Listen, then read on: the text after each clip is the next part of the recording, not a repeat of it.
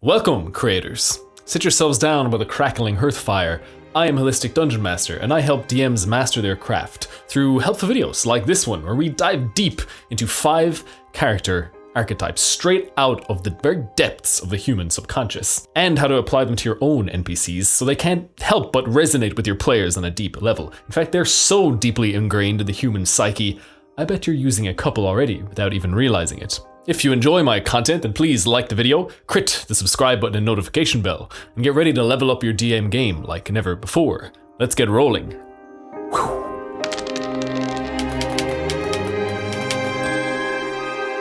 My NPCs used to suck. They did. Yep, they were two-dimensional. They didn't really have any goals or motivations beyond existing just for the NPCs to have short encounters with them, right? And I used to dread role-playing them. I used to hate it. But I discovered something that really changed them and elevated them to this kind of higher level. And now they're my players' favorite part of our games. And mine too. What a difference, right? What a change. If you want to elevate your NPCs and have your players just deeply resonate with them, you know, their personalities, their stories, then you can use Jungian character archetypes, like I did, right? Carl Jung, famous psychologist. So these archetypes, it's strange, right? There are these personality types. I think there are 12 of them overall, but they keep popping up in stories kind of throughout human history, right? They're so primal, so elemental that they keep showing up even without the writers kind of intending them to write that way. Their characters, most of them fit into these one of these 12 archetypes. It's really interesting, right? These symbols, right? These icons that are just so inherently a part of the human experience. They're a fundamental part of being human, and we all understand them fully as they're so deeply ingrained into our subconscious. So deeply ingrained, in fact, that I bet a fistful of gold coins that you're already using them in your NPCs that you've already written. You never realized it, right? So in this video, we're going to dive into 5 of the archetypes that I think are the most useful, right? I think they're all useful, but these 5 I think are especially useful when crafting your NPCs, whether they be just regular people or villains. And stick around till the end of the video for a bonus archetype, right? Give you one extra. Also, a free, downloadable gift for you dedicated DMs. The hero. We all know this one, don't we? We all know about the hero's journey. We all know how they want to prove their worth and make the world a better place with their skill and courage. They never want to be viewed as weak or scared. This is their primary fear. They want to always be seen as strong, courageous, and that they're they're on this journey of kind of self-improvement and mastery of their skill, whether maybe it's magic, whether maybe it's swords craft, maybe it's a merchant trying to master his craft or trade. They are competent, they are focused, and they are skilled.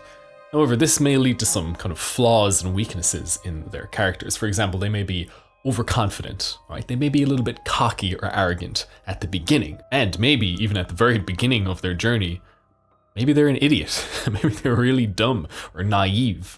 Okay, these are all things that can kind of develop and mature as they kind of go on this hero's journey. And even as a villain, right? Your villain could have this hero archetype. In fact, it could be immensely interesting because we're all used to the hero protagonist, but imagine a hero who, you know, on their hero's journey, you know, we're all familiar with that story of them kind of reaching this better place, and they kill the dragon, they rescue the town, the city, get rewarded for that, and they become famous, right? That's the classic hero's tale, their journey. But what if on the way there, kind of riddled and racked by failure and missed opportunities, what if they became corrupted? What if the dragon that they must slay, that they become obsessed with, because that is their dragon, metaphorical dragon to slay, what if slaying that dragon disrupts the world too chaotically?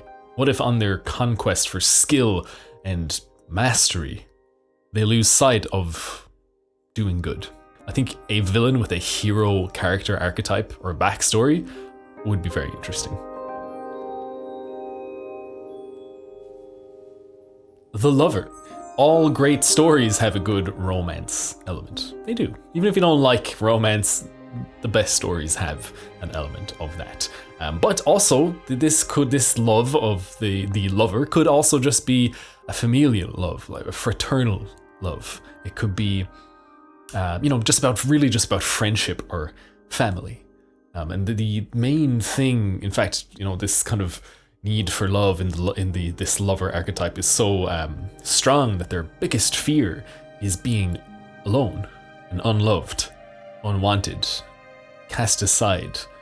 Their one goal in life is to become someone who will be loved.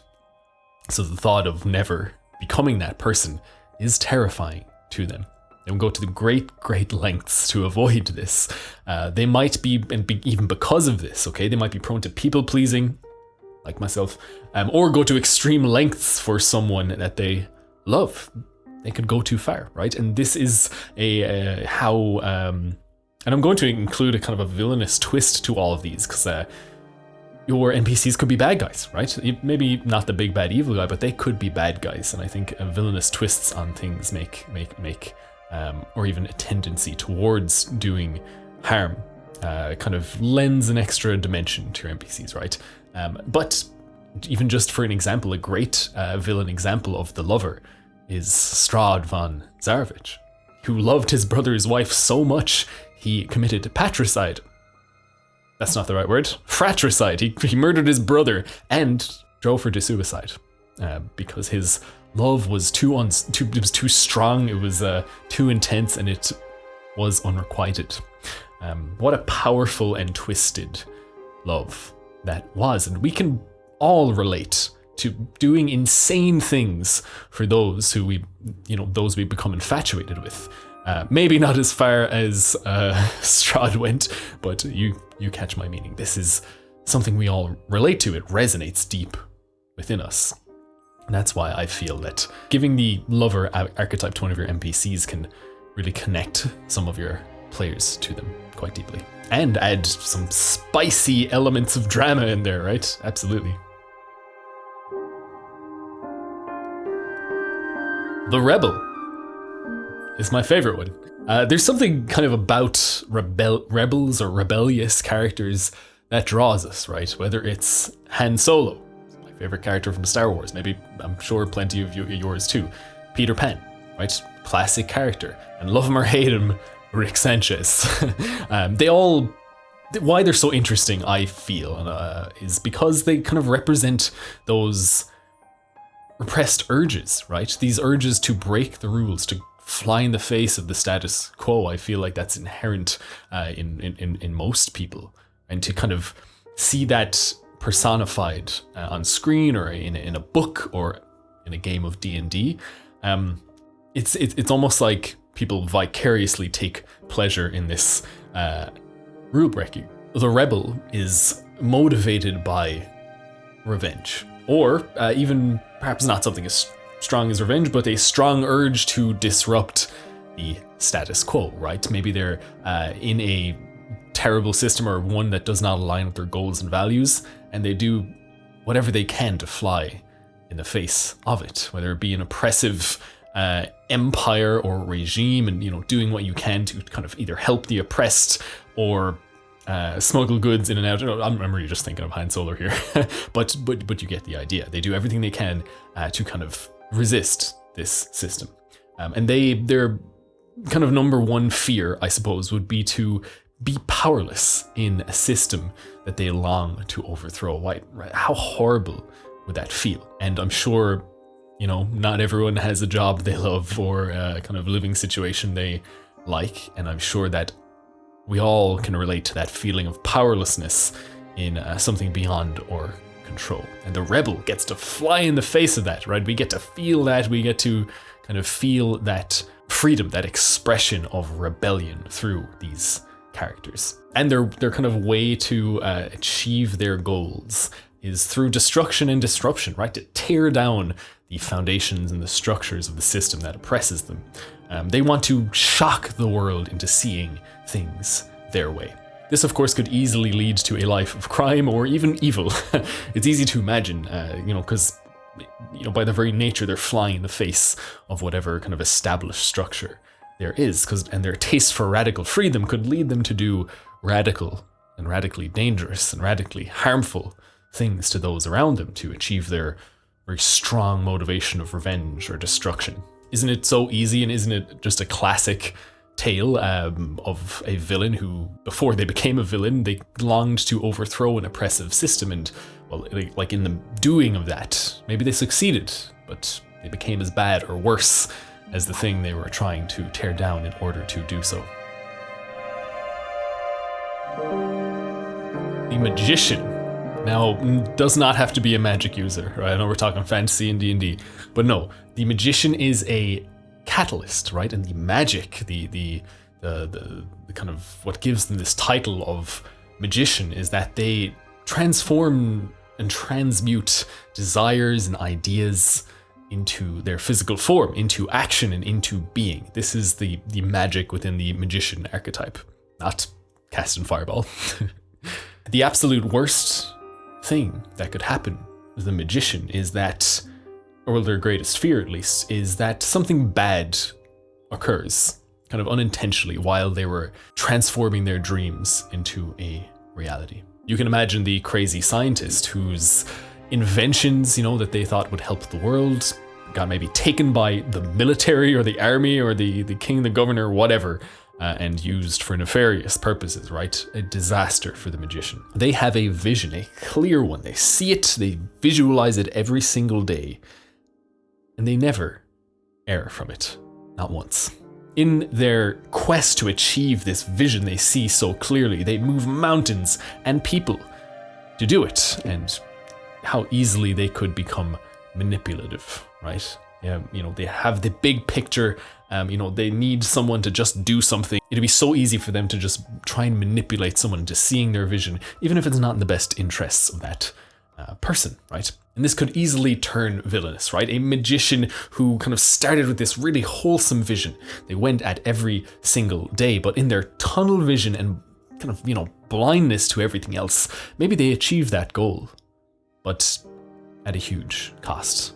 Think of some massive corporation in real life. I know we don't like to bring real life into our D&D, but just as an example, right? Imagine one that provides this important necessity at a good price and, in bulk, right, to a community. But, we all know that usually to achieve something like that, it comes at massive cost to some other far-flung and less lucky, I suppose, or less fortunate society. So they've achieved their goal, but, didn't worry and sweat about the details that were harming people and places and things, as long as they achieved their goal. The ruler. Rulers are important in D&D. Think kings and queens, lords and ladies, ship or bandit captains, guildmasters, etc., etc. They're important. Their goal is control of their vassals with a desire to create a prosperous community, right? Or one that flourishes, one that does well. That's their goal. How they get there, though, they're rulers. They exercise power and control to do so. They have to, otherwise there'd be complete and utter chaos. It can be a good thing, some level of power and control, especially if their intentions are good. But they are probably kept up late at night with thoughts of being overthrown or their community devolving into chaos due to some spanner being thrown in the works of their plan to prosperity, their goals of creating a flourishing community.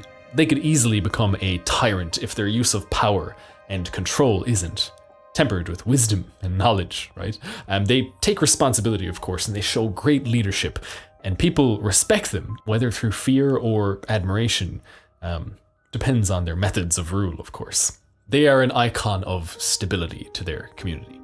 And it's so easy to turn this into a villain, to turn the ruler into a villain. It's fun too, right? Because it's more interesting for them to be an antagonistic NPC, right? The king has a problem with the party, or thinks they're a threat to their rule, right? They're paranoid because they're always fearful of losing control. That's more interesting than the party rocking up and the king or queen just being like, yeah, whatever, sure, yeah, this is all great, and here's loads of money, you slayed the monster, good. But maybe there's a catch, right? It's just a little bit more interesting. Or maybe this is even just a ruler who's they're not inherently villainous, they're just trying to do their best to keep their community whole, even though, they have to make hard decisions. Maybe for most of the population, this makes them a villain when they're just doing their best to maintain stability. Here's the bonus archetype, right? The Shadow. Now this one is there's a little bit more to say about the Shadow, because in my opinion, it's the most potent of these archetypes. People instinctually fear this archetype, as it's the part of them they wish to ignore, and they wish didn't exist. This can be very, very powerful when the party are confronted with an NPC who embodies those bits, right? They fly in the face of cultural norms, but to a much higher degree than the rebel, right? They break taboos. They speak the unspeakable, and they provoke people to the limit. They do the undoable, think the unthinkable, and they scare people. Necromancers and cannibals are a great example of this, but use your creativity, let it run wild. I'm sure you can think of others. This doesn't have to be a villain, but hot damn does it make a great one. The Joker from Batman is a prime example of this, right? The Joker does what the Joker does, not for any rhyme or reason. Heath Ledger's Joker in The Dark Knight put it best. He said, "I am an agent of chaos." Exactly, right? It's pure chaos, provocation, and disruption for the sheer sake of it. At least the rebel has a cause. Now, this can easily lead to, chaos and evil for chaos and evil's sake, right? This can easily lead to a two-dimensional NPC if you use it incorrectly. You can use this NPC and you should really, to question players' assumptions about the world. Maybe they even cause some unmeant good through their campaign of chaos and destruction, right? Maybe they tear down the tyrannical ruler, right? Maybe the rebel is going too far. Maybe they stop that. It's really up to you. But evil for evil's sake, even though it runs the risk of being two-dimensional, it can also just be fun, right? It can really provoke your players into hating, with the very core of their being, your villain, your big bad evil guy, because they did that evil stuff for absolutely no reason. That is so frustrating, especially when they get away. Players love to hate that. Disclaimer though, big disclaimer, you must be very, very careful when using this archetype. The depths of human darkness are infinite and murky waters, and you need to understand through the use of safety tools or even just frank discussions with your players if you're thinking of introducing a character like this. Just really know what's completely off the table for your players, and never use this archetype to explore themes that will make your players deeply uncomfortable. It's okay to make their characters uncomfortable, deeply uncomfortable, but not your players. So all of these things, all well and good. Now, you get the gist of all of these archetypes, but what makes them so powerful, what makes them so engaging, right, and what will get your players to deeply resonate with them is that you must give them character arcs, right? They must have a story. We all know the hero's journey, but you can be creative with all of these, really, right? Each of these archetypes is just ripe for a beginning, middle, and end to their journey. Maybe the end is a villainous one. Maybe it's not. Maybe it's a great one. Maybe it helps the party. Maybe the rebel realizes that revenge isn't the best option. There could be there should be resolutions to your NPCs' stories, and these archetypes kind of give these frameworks. They're almost built in. You can almost even think about it. The ruler's slow descent into tyranny.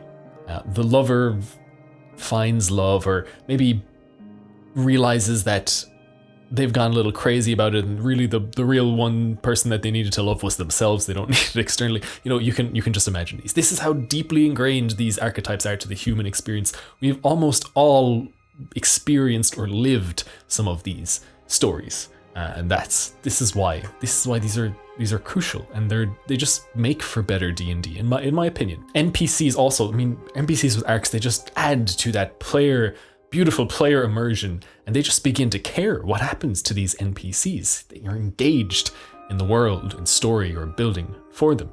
And the result of all this, of course, is that your NPCs become elevated, but so does your game. and so does the enjoyment of you and everyone. There are a bunch more archetypes out there. I think there's 12, not including the shadow, because it's kind of its own special thing. So go find some for yourself. Try and identify them in your favorite characters from movies, books, games. Try and identify them in the NPCs you've already written. Try and identify them in your player characters, right? You can see and you can almost begin to map out and, as a DM, plan for your characters, your player characters' arcs based on their archetypes. You know, it's so powerful, and you can begin to apply them to your NPCs, right? And you will just vastly improve your game for you and your players. However, if you want some specific examples, well, then I have a gift for you. I'm giving you, it's down in the description below. All you need to do is enter your email address, your name, and it'll be sent directly to your inbox, a PDF of system neutral NPCs that I've kind of fleshed out for you to give you a starting point for you to really begin to, so you can really begin to experiment with this concept of character archetypes.